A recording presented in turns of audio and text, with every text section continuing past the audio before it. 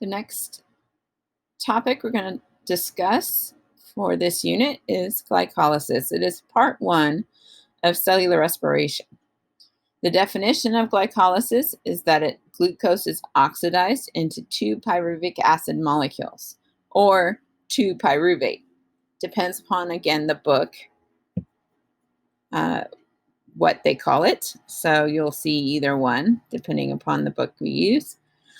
Notice that this occurs in the cytosol, and the cytosol is the liquid portion of the cytoplasm.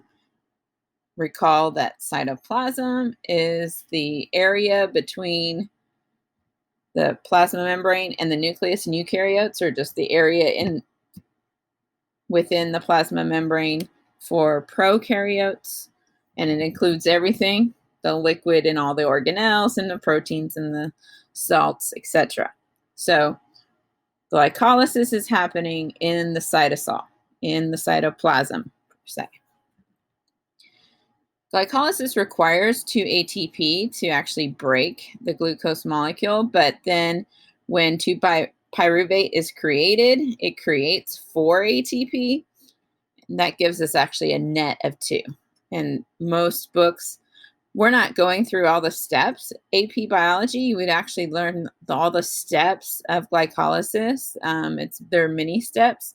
This is very basic to just show you we're going from here to there. And so we're not seeing the in-between steps here.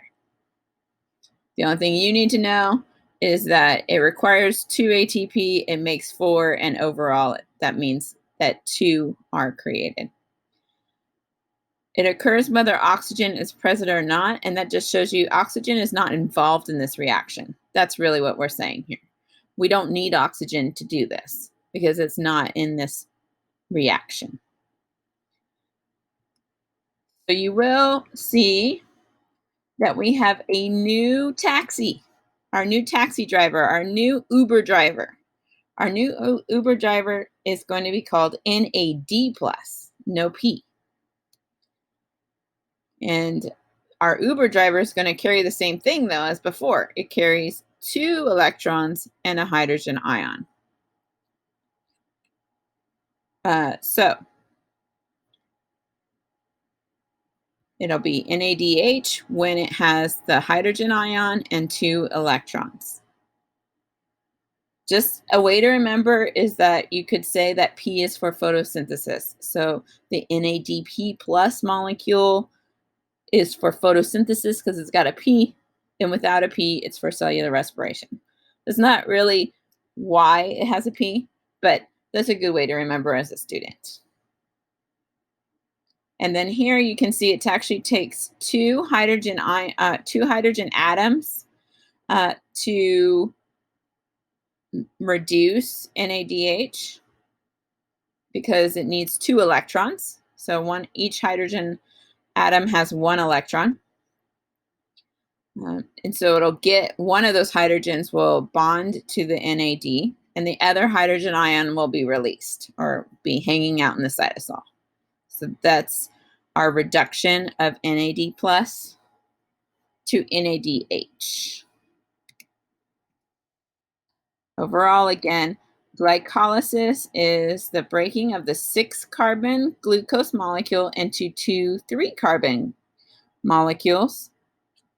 And we overall create 2 ATP, and we create 2 NADH molecules with the electrons and the hydrogen ion, and then we'll have 2 hydrogen ions left over. So that's what you want to know for glycolysis. And here in this picture, you're going to see this picture a lot. This is a picture of the mitochondria. And we want to remember that glycolysis is happening outside in the cytoplasm or cytosol, outside of the mitochondria. And you're going to see that the NADH is going to move into the mitochondria, or the pyruvate will move into the mitochondria to start the next process of aerobic respiration. But what happens if you don't have mitochondria? What happens if you don't have oxygen?